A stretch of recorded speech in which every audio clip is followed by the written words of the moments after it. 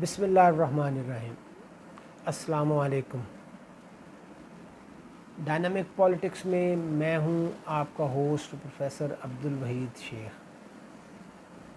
Modern political views کے سلسلے میں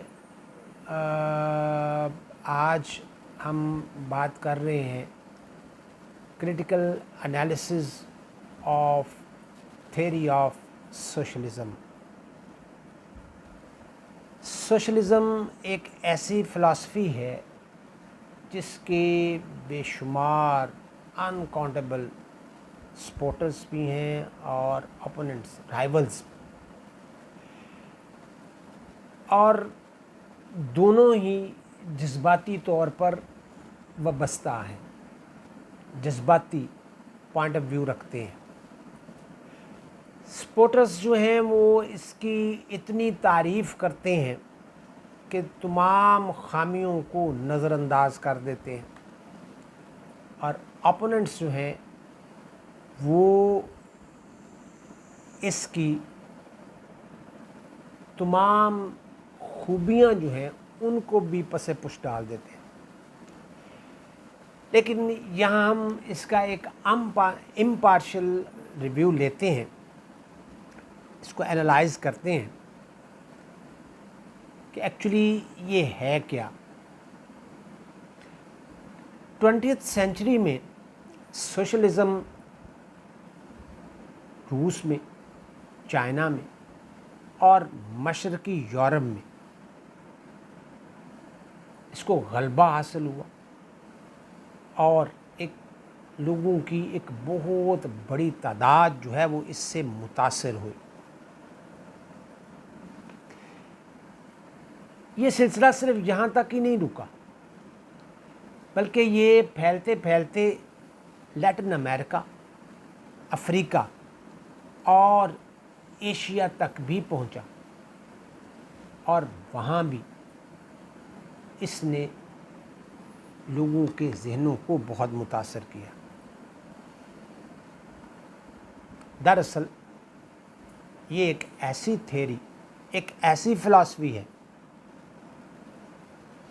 جس کو عملی طور پر اپلائی کیا گیا، اور اس کے خاطر خواہ نتائج بھی منظر عام پر آئے۔ نتیجتاً ہم یہ کہہ سکتے ہیں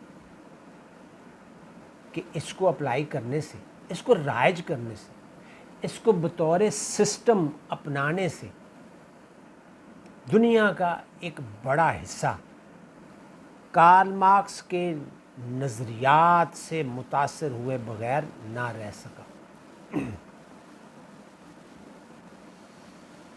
تھیوری آف سوشلزم اگرچہ انڈیویجولزم کے ریاکشن کے طور پر منظر عام پر آئے، اور اس نے، یعنی اس تھیوری نے سرمایہ دارانہ نظام کی وہ تمام خامیاں جو اس کی پیداوار تھی، اور جس کی وجہ سے عام آدمی کا استحصال ہو رہا تھا،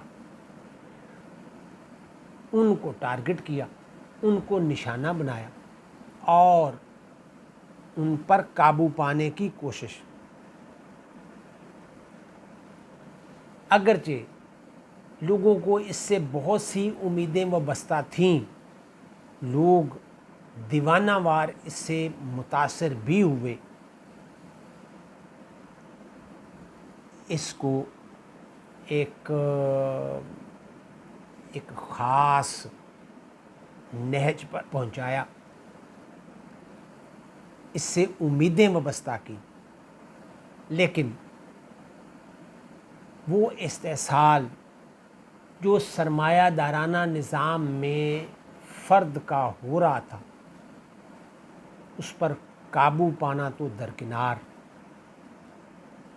اس نظام کے تحت فرد اور زیادہ مشکلات کا شکار ہو گیا، اس کی مشکلات میں اور اضافہ ہو گیا۔ تھیوری آف سوشلزم پر عمل درآمد سے، اس کو اپلائی کرنے سے نہ صرف شخصی آزادیوں کا خاتمہ ہوا، لوگوں کے حقوق غصب ہوئے، جائیداد پر ملکیت کا حق ختم کر دیا گیا، نام نہاد معاشی مساوات جو تھی سو کالڈ اکنامک ایکویلٹی کا پرچار کیا گیا، آزادی اظہار رائے کا خاتمہ ہوا، آزادی ضمیر کی آزادی جو تھی اس کا خاتمہ ہوا، روحانی اقدار کا اسپرچول ویلیوز جو تھیں ان کا خاتمہ ہوا، مذہب سے دوری ہو گئی، مذہب کو الگ اس سے ہٹا دیا گیا اور انسان کی حیثیت ایک مشین کی ہو گئی۔ فرد کے نہ جذبات تھے، نہ افکار، نہ خیالات، نہ سوچ، نہ فکر، بس صرف کام، اور کام بھی ہر کوئی اپنی صلاحیت کے مطابق کرے گا، اپنی اہلیت اور قابلیت کے مطابق کرے گا، اور اس کے معاوضے میں کیا ملے گا؟ کوئی کیش کی شکل نہیں تھی، صرف ضرورت کی چیزیں تھیں، یعنی سارا دن کام کرو اور شام کو لائن میں جا کر لگ جاؤ، اور جو چیزیں ضرورت کی ہیں، دودھ ہے، گوشت ہے، دالیں، آٹا، چاول، جو ضرورت کی چیزیں ہیں، اور اس میں یعنی یہ بھی تھا کہ ہر شخص کام صلاحیت کے مطابق کرے گا۔ اب ایک پڑھا لکھا شخص ہے وہ اپنی صلاحیت کے مطابق کام کرے گا، اور ایک ان پڑھ شخص جو ہے وہ اپنی صلاحیت کے مطابق کام کرے گا۔ اب ایک شخص جو ان پڑھ ہے وہ چوکیدار ہے، وہ گارڈ ہے، وہ ادنا سا ملازم ہے، اور ایک انتہائی پڑھا لکھا شخص جو ہے وہ اپنی صلاحیت اور اہلیت کے مطابق کام کر رہے ہیں، اور کام سے فارغ ہو کر معاوضے کے لیے دونوں لائن میں لگے ہوئے ہیں۔ اس سے لوگوں میں ایک احساس محرومی پیدا ہوا، اور فرد کی حیثیت ایک مشین کے پرزے سے زیادہ نہ تھی، یعنی فرد ہے ایک مشین یا سانچے کی طرح، اس میں خام مال ڈالو اور تیار فنشڈ گڈز جو ہیں وہ لے لو۔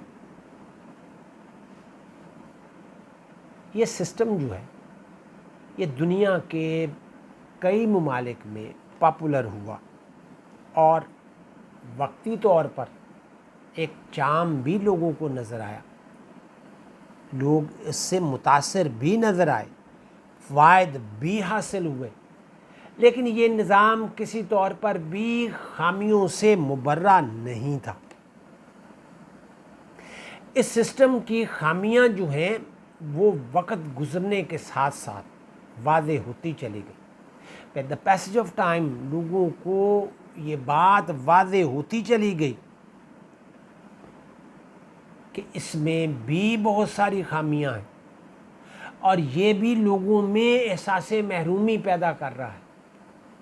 کریٹکس نے ان تمام چیزوں کا، ان تمام خامیوں کا بڑی باریک بینی سے احاطہ کیا۔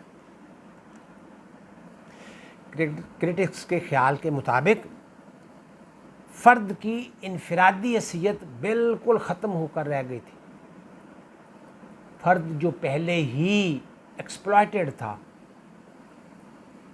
اس کی جو حیثیت تھی اس کو ٹوٹلی نظر انداز کیا گیا، اس کی انفرادیت کو اجتماعیت میں ضم کر دیا گیا۔ فرد کی حیثیت ایک پرزے سے، ایک مشینی پرزے سے زیادہ نہیں تھی، اس کی کوئی ذاتی سوچ نہیں تھی، اس کی ذاتی سوچ اجتماعی سوچ کے تابع تھی. ریاست اسٹیٹ غالب ہے، ڈومینیٹ کر رہی ہے، اور فرد بے بس ہے، مطیع ہے.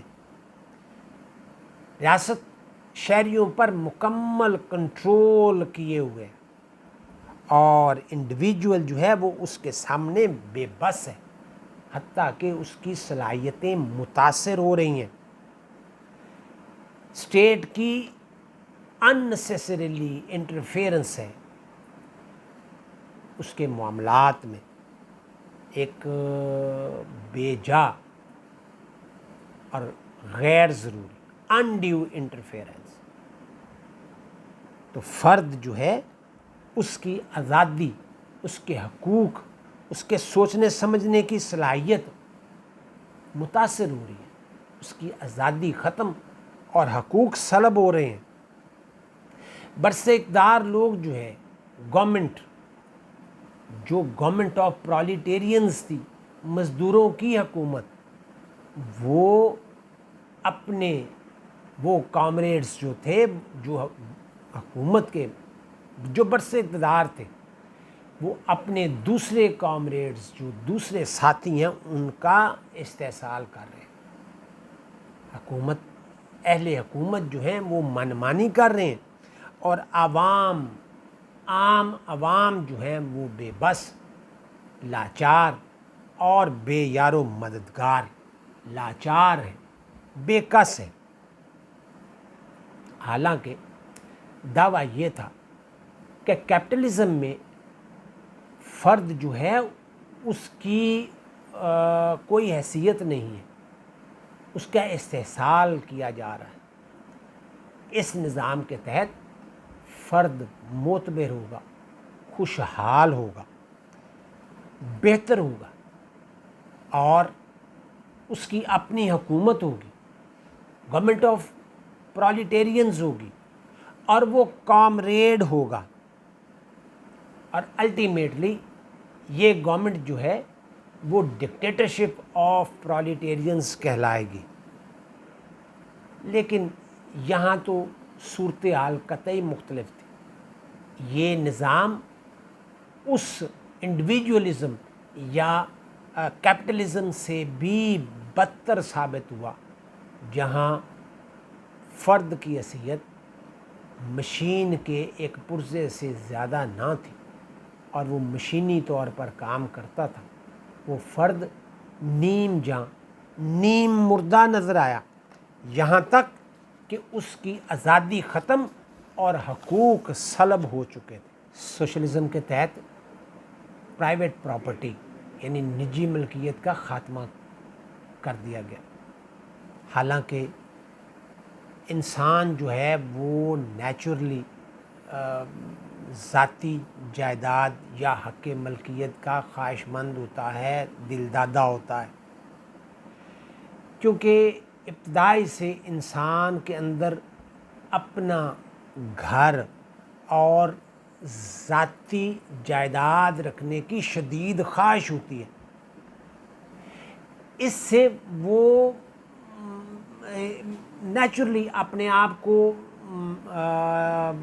محفوظ بھی سمجھتا ہے اور پرسکون بھی سمجھتا ہے.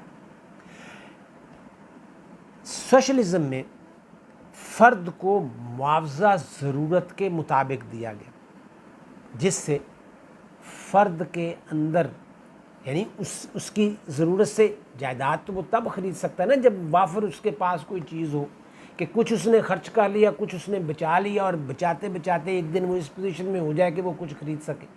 لیکن جب اس کو معاوضہ کیش کی بجائے ضرورت کی اشیاء جو گڈز ہیں جو اس کی شکل میں مل رہا ہے، تو وہ تو جو چیزیں وہ لے گا، وہ یا کپڑا ہے تو پہن لے گا، کھانے پینے کی چیزیں ہیں تو کھا پی لے گا. بچانے کے لیے اس کے پاس کیا ہو، اور جب بچانے کے لیے کچھ نہیں ہوگا تو وہ ذاتی جائیداد جو ہے وہ کیسے خریدے گا. تو اس سے اس کے اندر محنت کا جذبہ ماند پڑ جاتا ہے. لا محالہ جو پروڈکشن ہے، نیشنل پروڈکشن، ملک کی پیداوار، اس میں بھی اس کے اثرات نمودار ہوئے۔ کرٹکس کا یہ خیال ہے کہ یہ ایک ان نیچرل وے ہے، غیر فطری طریقہ کار ہے۔ اصول فطرت یہ ہے کہ بعض لوگ بہت ذہین، فطین، محنتی، چست چلاک ہوتے ہیں اور کچھ سست ہوتے ہیں، کاہل ہوتے ہیں، آرام طلب ہوتے ہیں۔ اب دونوں جو ہیں وہ یکساں کیسے ہو سکتے ہیں؟ دونوں کام پہ ہیں۔ ایک ایسے کام پہ ہے جہاں وہ سارا دن بیٹھا رہتا ہے آنکھیں موند کر، اور دوسرا جو ہے وہ انجینئر ہے، ڈاکٹر ہے، وکیل ہے، جج ہے، کوئی بہت بڑا پلانر ہے۔ تو یہ دونوں برابر کیسے ہو سکتے ہیں؟ اور ان کی حیثیت برابر کیسے ہو سکتی ہے؟ ان کی اہمیت یکساں کیسے ہو سکتی ہے؟ اور ان کا جو ویجز ہیں وہ ایکول کیسے ہو سکتے ہیں؟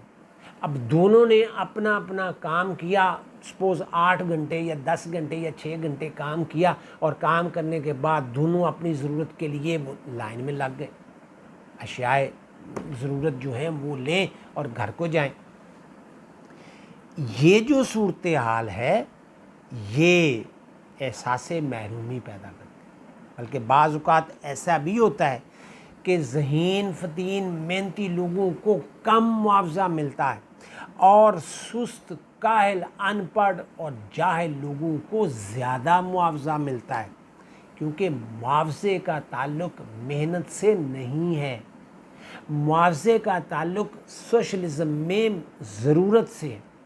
اب عام طور پر یہ بھی دیکھا جاتا ہے کہ ایک پڑھا لکھا شخص جو ہوتا ہے وہ اپنی فیملی کو پلان کرتا ہے، مینج کرتا ہے، اس کے بچے بھی کم تعداد میں کم ہوتے ہیں، اور ایک جو کم پڑھا لکھا شخص ہے وہ اپنی فیملی کو مینج نہیں کر پاتا، اور اس کی فیملی میں جو لوگ ہیں ان کی فگر زیادہ ہوتی ہے۔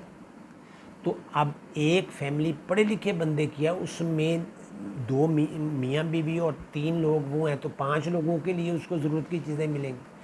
اب آن دا ادر ہینڈ جو ان پڑھ شخص ہے اس کے لیے اس کے 5 بچے ہیں اور 2 وہ خود ہیں یا بہن بھائی ہیں ساتھ، تو ملا کے 10 بچے ہیں۔ اب اس کا معاوضہ جو ہے اس کی ضرورت کے مطابق ہے، وہ 10 لوگوں کا لے رہا ہے، یہاں وہ 4 یا 5 لوگوں کا لے رہا ہے۔ تو یہ ایک طرح سے بہت بڑا ڈفرینس ہے، جس سے یہ ہوتا ہے کہ باصلاحیت لوگوں کی جو کام کرنے کی حس ہے، صلاحیت ہے، جذبہ ہے، وہ ماند پڑ جاتا ہے۔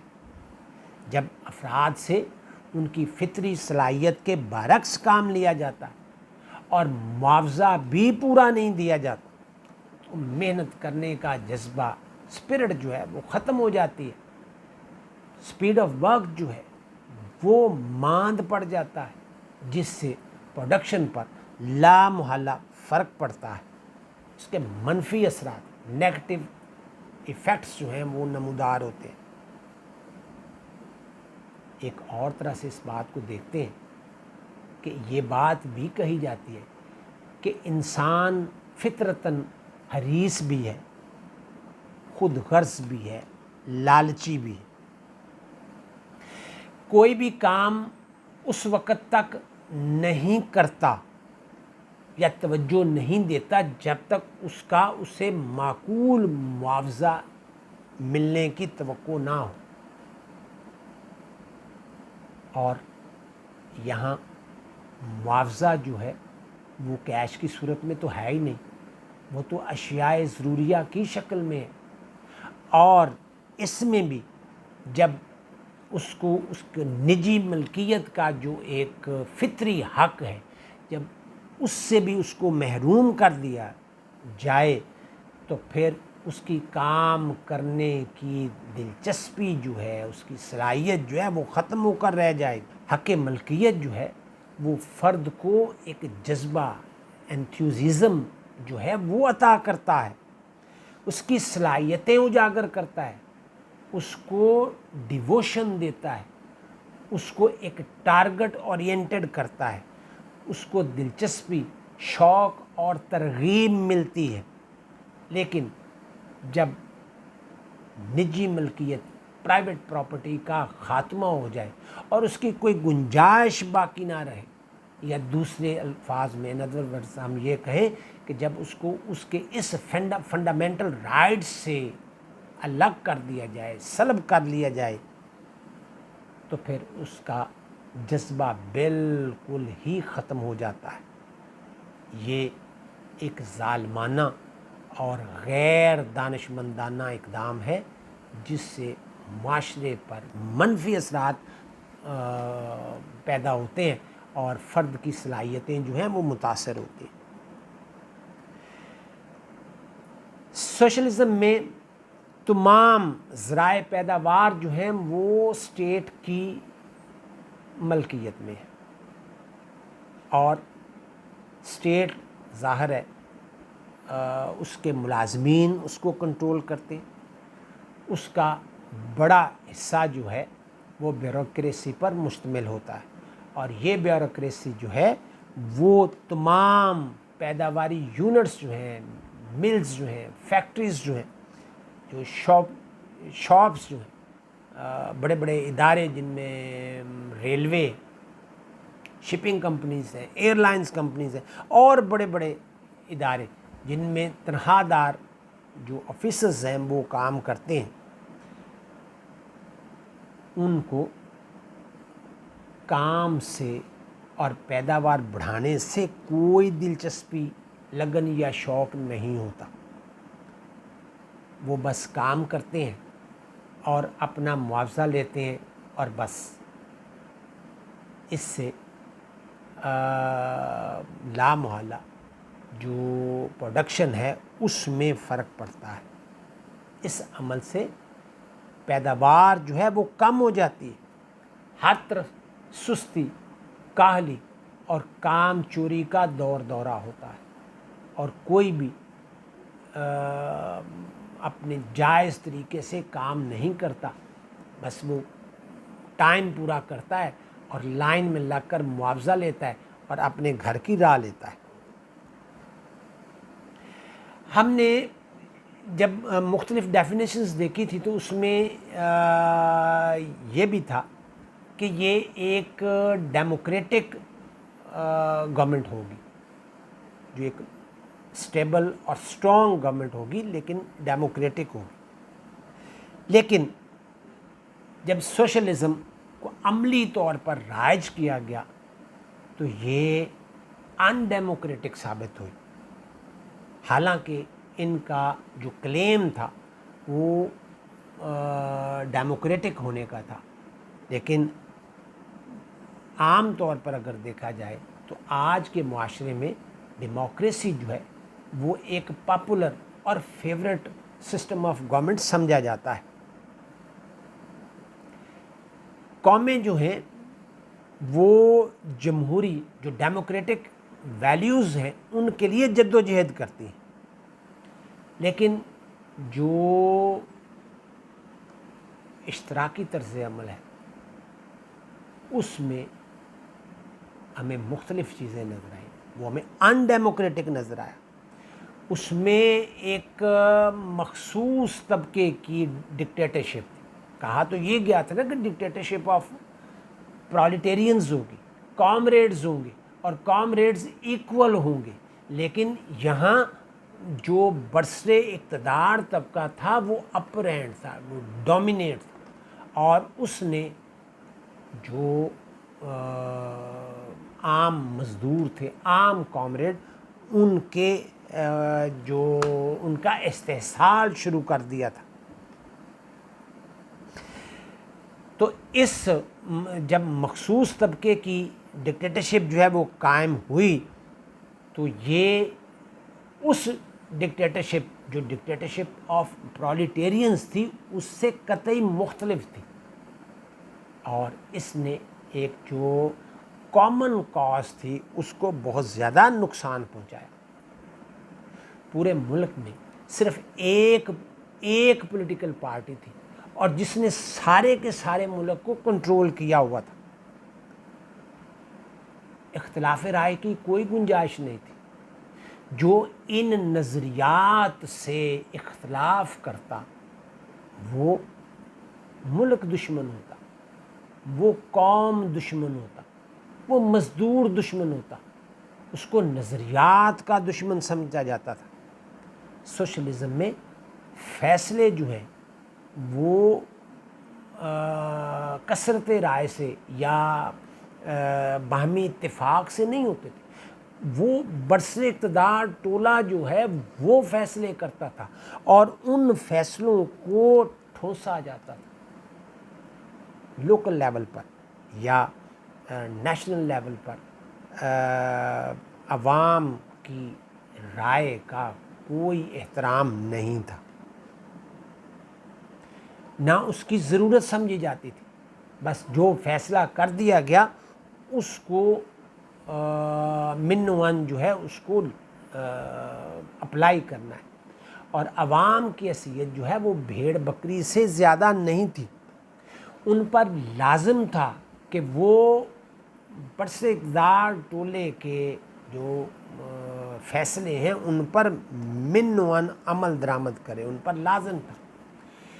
کریٹکس جو ہیں وہ اس بات کی طرف اشارہ کرتے ہیں کہ یہ عام لوگوں پر ایک خاص طبقے کی حکمرانی تھی، یہ منوپلی تھی، یہ مطلق العنانی تھی، یہ ڈکٹیٹرشپ آف پرالیٹیرینز نہیں تھی.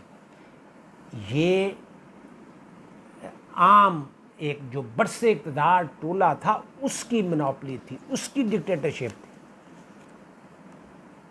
سوشلزم میں اس آمرانہ طریقہ کار کی وجہ سے مقابلے کا جو رجحان تھا، کمپٹیشن کا خاتمہ ہو گیا، اور اس کے برعکس جو سرمایہ دارانہ نظام تھا اس میں لوگ صنعتی، تجارتی اور معاشی میدان میں ایک اوپن کمپٹیشن میں آئے. مقابلہ ہوتا تھا جس سے محنت کے لیے نئی نئی راہیں کھلتی تھی، مصنوعات کی تیاری کے لیے ایک بہتر ماحول پروڈیوس کیا جاتا تھا. جو فنش گڈس تھی ان کی جو پرائسز تھیں ان پر کنٹرول تھا. ایک مقابلے کی، کمپٹیشن کی فضا جو ہے وہ قائم تھی. لیکن سوشلزم میں ایسا کچھ نہیں تھا، کسی چیز پر کوئی کنٹرول نہیں تھا سوائے اس کے کہ جو بات کہی گئی ہے اس پر عمل کیا جائے، اور تمام جو مینز آف پروڈکشن ہے وہ اجتماعی ملکیت میں ہے، اور جو کام ہے وہ صلاحیت کے مطابق کیا جائے، اور معاوضہ جو ہے وہ ضرورت کے مطابق دیا جائے، اور اختلاف رائے کی قطعاً کوئی گنجائش نہیں تھی. سوشلزم میں مقابلے کی فضا کو ختم کر دیا گیا. صنعت، تجارت اور معیشت پر سخت حکومتی کنٹرول تھا، کمپٹیشن نہیں تھا، ایک منوپلی تھی، ایک کنٹرولڈ سسٹم تھا. کاہلی تھی، سستی تھی اور کام چوری تھی، جس کا نتیجہ یہ ہوا کہ پیداوار میں زبردست کمی واقع ہونا شروع ہو گئی. مال کا جو گڈس تھی ان کا معیار جو ہے وہ آہستہ آہستہ ختم ہونا شروع ہو گیا، اور لوگ بس کام کر رہے تھے اور ضرورت کے مطابق ان کو چیزیں مل رہی تھیں. لہٰذا محنت کا جو ایک ایلیمنٹ تھا وہ ختم ہو کر رہ گیا. ملازمین جو تھے وہ صرف تنخواہ کے لیے کام کرتے تھے، اور تنخواہ بھی ضرورت کی چیزوں کی شکل میں ملتی تھی، کیش کی قطعاً کوئی گنجائش نہیں تھی. لہٰذا جو اکنامک ایکٹیویٹیز تھیں وہ نیگیٹو ہونا شروع ہو گئی، منفی اثرات ان پر پڑنا شروع ہو گئے، اور معاشرے میں ایک ابتری کی فضا جو ہے وہ قائم ہونا شروع ہو گئی. سوشلزم میں جو ایک بات یہ بھی تھی کہ ریاست کی مرکزیت قائم ہوگی، یعنی ایک اسٹیبل اور اسٹرونگ گورنمنٹ ہوگی جو تمام معاملات کو دیکھے گی، کنٹرول کرے گی، تاکہ یہ جو تھیوری آف سوشلزم تھی اس کے تحت مضبوط بنیادوں پر ایک نظام جو ہے وہ قائم کیا جائے اور اس تھیوری کو پورے طور پر نافذ کیا جائے۔ اس کا اختیار بھی ایک جو مرکز میں حکومت تھی اس کو دیا گیا، تاکہ یہ افراد کو مؤثر طور پر کنٹرول کر سکے۔ اس کا نتیجہ یہ نکلا کہ اس کا کام جو ہے وہ صرف اس تھیوری کا نفاذ تھا، اور اختلاف رائے کی چونکہ قطعاً گنجائش نہیں تھی، اور اختلاف کرنے والوں کو ملک دشمن اور مزدور دشمن قرار دیا جاتا، چنانچہ علاقائی سطح پر جو ایک سوچ تھی یا اس سوچ کے تحت جو ترقیاتی کام جو تھے، ڈیولپمنٹل ایکٹیویٹیز جو تھی، ان کو پس پشت ڈال دیا گیا۔ جو افراد دلچسپی لیتے تھے ان کو الگ تھلگ کر دیا گیا، سیاسی نظام میں ان کی شرکت جو تھی اس کو ممنوع قرار دے دیا گیا، جس کا نتیجہ کیا نکلا کہ افراد کی صلاحیتوں کو زنگ لگنا شروع ہو گیا، ان کی صلاحیتیں زنگ آلود ہو گئیں۔ نتیجہ کیا نکلا؟ نتیجہ یہ نکلا کہ ایک احساس محرومی جو ہے اس کی بہت بڑی لہر جو ہے وہ فروغ پذیر ہوئی، اور لوگ الگ تھلگ ہونا شروع ہو گئے۔ نتیجہ یہ نکلا کہ جو اختلاف کرتا اس کو ملک دشمن قرار دے دیا جاتا۔ سوشلسٹ تھیوری جو ہے اس کو ہم تھیوری اور پریکٹس کے طور پر دیکھیں تو اس میں بھی ہمیں ایک ہیوج ڈفرینس جو ہے وہ نظر آتا ہے۔ اس میں ہمیں کنفرنٹیشن نظر آتی ہے، وہ ہمیں تضادات کا شکار نظر آتی ہے۔ ایک طرف تو کلاس لیس سوسائٹی کی بات کی جاتی ہے، اور دوسری طرف معاشرے میں دو بہت بڑے طبقے جو تھے وہ سامنے واضح طور پر نظر آتے تھے۔ ایک طبقہ وہ جو حکومتی معاملات میں کرتا دھرتا تھا، اور دوسرا وہ جو حکومت سے باہر تھے، یعنی ایک مراعات یافتہ طبقہ تھا اور دوسرا جس کو ہم پریویلیجڈ کلاس کہہ سکتے ہیں، اور دوسرا ان پریویلیجڈ کلاس جو تھی غیر مراعات یافتہ طبقہ۔ اب بات تو کی جاتی تھی کلاس لیس سوسائٹی کی، جس نے آگے بڑھ کر اسٹیٹ لیس سوسائٹی کی طرف آنا تھا، لیکن معاملہ یہیں پر آ کر رک گیا، اور جو پریویلیجڈ کلاس تھی وہ ان پریویلیجڈ کلاس کے تمام وسائل پر قابض ہو گئی، ان کی سوچ پر قابض ہو گئی، ان کی آزادیوں پر قابض ہو گئی، اور ان کے حقوق جو ہیں وہ سلب کرنے شروع کر دیے۔ انہوں نے من مانی کی، ان پر کنٹرول حاصل کیا۔ جو افسران تھے اور جو حکومت میں لوگ تھے وہ تمام مراعات سے مستفید ہو رہے تھے، بہرہور تھے، جبکہ آن دا ادر ہینڈ جو کامریڈ تھے، عام کامریڈ، عوام، بیچارے مزدور، وہ بے بس تھے، لاچار تھے، مفلوق الحال تھے، اور صرف معاوضے کے پابند تھے۔ ان کو ان کی ضرورت کے مطابق معاوضہ دیا جاتا، لیکن ہر طرح کی سہولتوں سے، مراعات سے وہ فارغ تھے، ان کو اس خاطر اس قابل نہیں سمجھا جاتا تھا۔ اس کو اگر ہم اس طرح سے دیکھیں تو ہم یہ کہہ سکتے ہیں کہ نعرہ تو یہ تھا کہ اجتماعی ملکیت کا، کہ تمام ذرائع پیداوار جو ہیں وہ اجتماعی ملکیت میں ہوں گی، حکومت جو ہے وہ ڈیموکریٹک طریقے سے کام کرے گی، تمام لوگوں کے حقوق اور آزادیوں کو تحفظ دیا جائے گا، ان کی حفاظت کی جائے گی، لیکن یہاں تو معاملہ بالکل الٹ ہو گیا. ان ڈیموکریٹک رویہ تھا. افسران جو پریولیجڈ کلاس تھی وہ ان کی منمانی تھی, ان کا کنٹرول تھا, تمام ذرائع پیداوار پر ان کا قبضہ تھا, اور عام آدمی کے حصے میں کچھ بھی نہیں تھا. ان کے حقوق اور آزادی سلب تھی. بات ایکویلٹی کی تھی, مساوات کی, مگر طبقاتی تفریق بدرجہ عدم موجود تھی. دعویٰ تھا عدل و انصاف کا, مگر عدالتیں حکومتی احکامات کی پابند تھیں.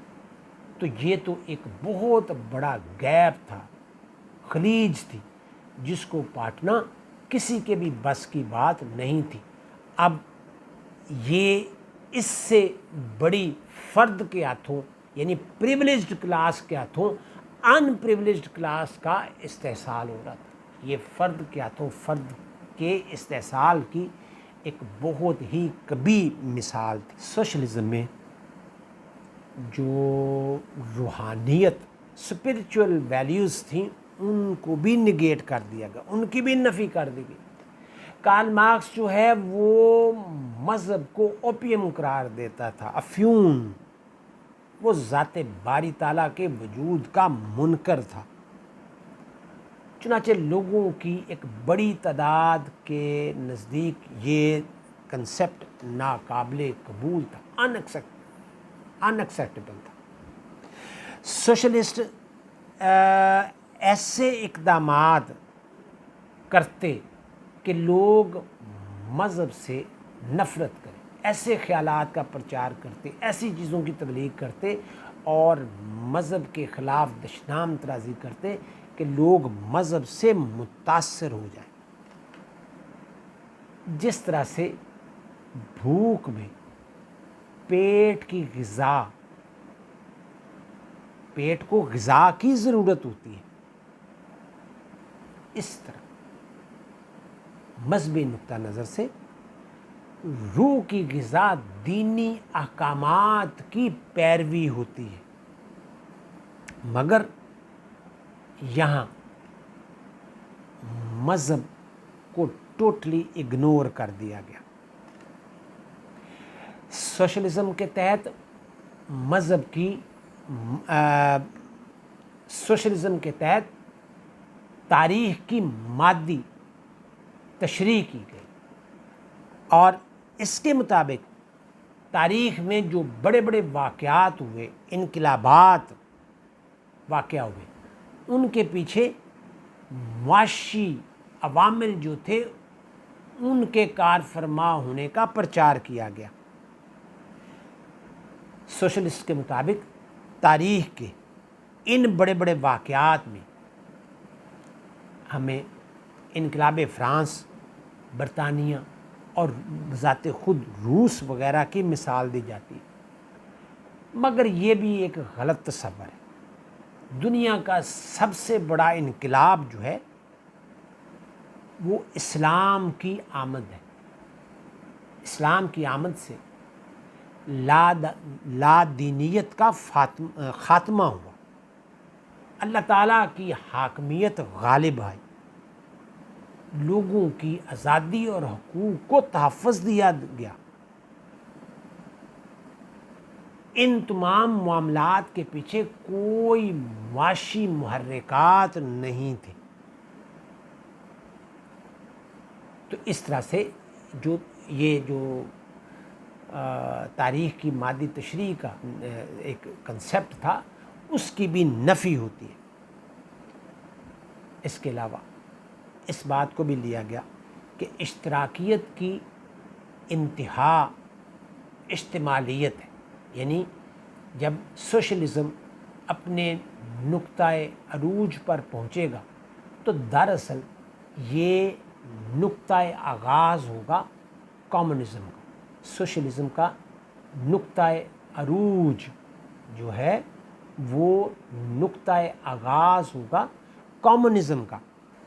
سوشلزم ایک آئیڈیالوجی اور تھیوری پر قائم ہوا, اور وہ آئیڈیالوجی یا تھیوری کیا تھی؟ وہ یہ تھی کہ مزدور کو ایکول رائٹس ملیں گے،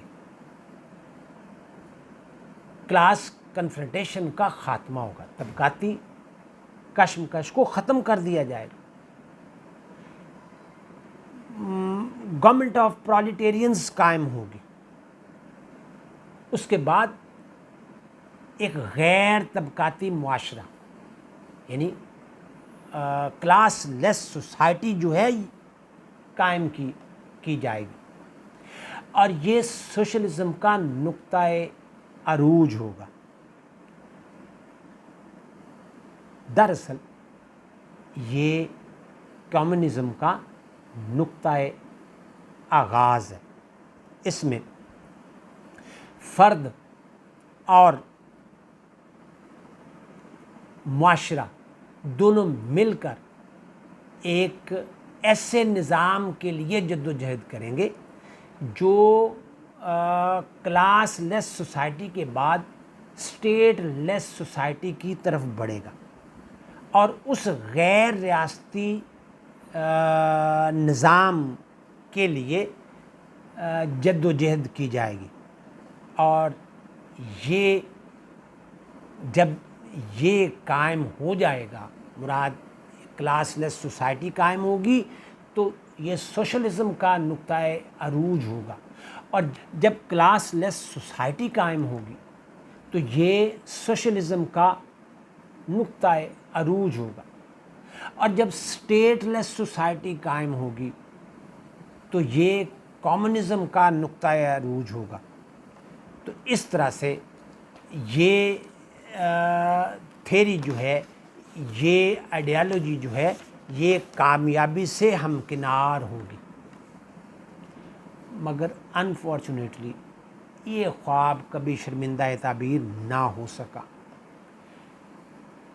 1917 میں یعنی 20th سینچری کے سیکنڈ ڈیکیڈ میں جب سوویت یونین میں یہ سوشلزم کا آغاز ہوا، تو اس نے کامیابی سے اپنا سفر جاری رکھا، اور یہ بڑھتے بڑھتے اپنے عروج کی منازل طے کرتے ہوئے بالآخر 1991 یعنی 20th سینچری کے لاسٹ ڈیکیڈ میں سوویت یونین کا خاتمہ ہو گیا، اور اس طرح سے سوشلزم اپنے انجام کو پہنچا۔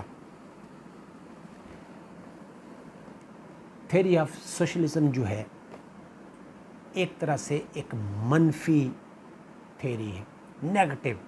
یہ اس تھیوری کی بنیاد دراصل سرمایہ دار اور مزدور کے درمیان نفرت، ظلم، زیادتی کے جذبات کی بنا پر سامنے آئی، اور ان چیزوں کو فروغ دے کر، ان کو اجاگر کر کے، ان کو اچھال کر، یعنی فرد کے حقوق کے لیے جد و جہد کی بات کی گئی۔ بات مزدور کی خوشحالی کی تھی، بہتری کی تھی، بھلائی کی تھی، اور اس کی اپ گریڈیشن کی تھی، اس کو استحصال سے بچانے کی تھی۔ الٹیمیٹلی جو مین پرپس تھا وہ کیا تھا کہ ڈکٹیٹرشپ آف پرالیٹیرینز قائم کی جائے، اور اس کو قائم کر کے معاشرے سے غیر طبقاتی نظام کا قائم کیا جائے، یعنی طبقاتی نظام کا خاتمہ کیا جائے، ایک کلاس لیس سوسائٹی جو ہے وہ قائم کی جائے۔ لیکن انفارچونیٹلی یہ کلاس کنفرنٹیشن تو ختم نہ ہوئی، مگر یہ خود عدم توازن کا شکار ہو گیا، اور یہ عدم توازن مزید گہرا ہو گیا۔ آج کے ماڈرن ایرا میں اشتراکیت کا غلبہ اگرچہ ختم ہو گیا ہے، اکثر ممالک میں اس کی حیثیت ختم ہو گئی ہے۔ اشتراکی نظام کا، سوشلزم کا بہت بڑا پروپاؤنڈر، دائی اور اس کو فروغ دینے والا سوویت یونین اس نظام کی خرابیوں کی وجہ سے 1991 میں زمین بوس ہو گیا، ٹوٹ پھوٹ کا شکار ہو گیا اور زمین بوس ہو گیا۔ مشرقی یورپ اور وسطی ایشیا، ایسٹرن یورپ اور جو سینٹرل ایشیا کی بہت سی جو اسٹیٹس اشتراکی نظام کا حصہ تھی وہ اس سے الگ ہو گئی، ان کو رہائی نصیب ہوئی۔ آج خود روس نیٹو کا ممبر بن کر مغربی معیشت اور مغربی جو سرمایہ دارانہ نظام ہے اس سے مستفید ہونے کا خواہش مند ہے۔ یہ وہ سوویت یونین تھا یا وہ روس تھا جس نے نیٹو کے مقابلے میں خود وارسا پیکٹ جو ہے وہ تشکیل دیا تھا، جو 1991 میں اپنی موت خود مارا گیا۔ البتہ آج بھی چائنا، نارتھ کوریا، ویتنام اور کیوبا میں کسی نہ کسی شکل میں یا کسی نہ کسی حد تک اس کا وجود بہرحال قائم ہے۔ یہ ہے آج کا لیکچر۔ اپنا اور دوسروں کا خیال رکھیے گا۔ اللہ حافظ۔